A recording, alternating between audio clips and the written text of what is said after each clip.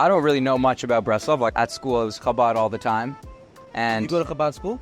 no, but I went to university and there was Chabad. So like all the Jewish involvement that I was doing at school was through Chabad. So Breslov is a group founded by Rabbi Nachman of Breslov, who passed away in the year 1810. He was only 38 years old. Really? That's wild if you think about it. Some of the greatest rabbis that ever lived died when they were very young. Rabbi Nachman, the Baal Shem Tov.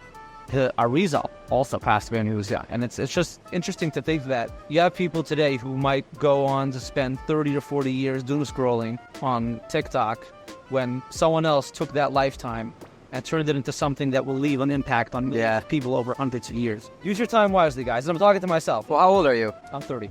Oh, well, that's still super young.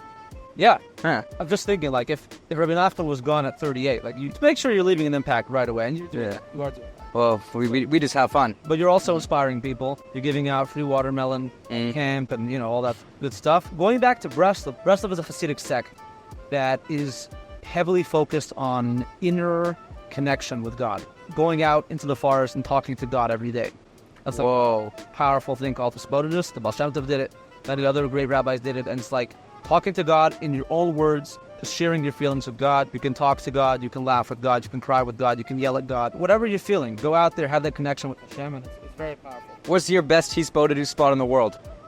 I had this mountaintop spot near Yerushalayim, and wow, one time I just had this such a trip, such an experience. It was awesome. How did that connect to the dancing guys in the trucks? So the dancing guys in the trucks, that's not like, Rabbi Nachman didn't institute that, and there were no trucks when Rabbi Nachman was alive. However, those guys who are not mainstream Breslov, they're more like a fringe group. They're the tunnel diggers of Breslov?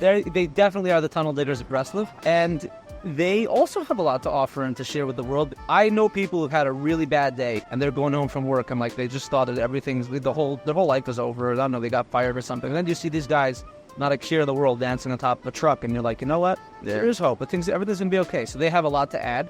And another thing that Rabbi Nachman wanted people to think about and talk about is the fact that we're all gonna die one day. This life is not infinite. It ends at some point. And only once you understand death can you truly appreciate life. This is extreme, but there were Breslov Chassidus who would buy themselves a coffin, get dressed up in shrouds, and every day just lay down in the coffin and meditate a little bit on what it would mean to be dead. Wow. And those people are the happiest people. Because once you understand that it's not going to last forever, you are so filled with gratitude that you're still here and that you can still do stuff. It's incredible.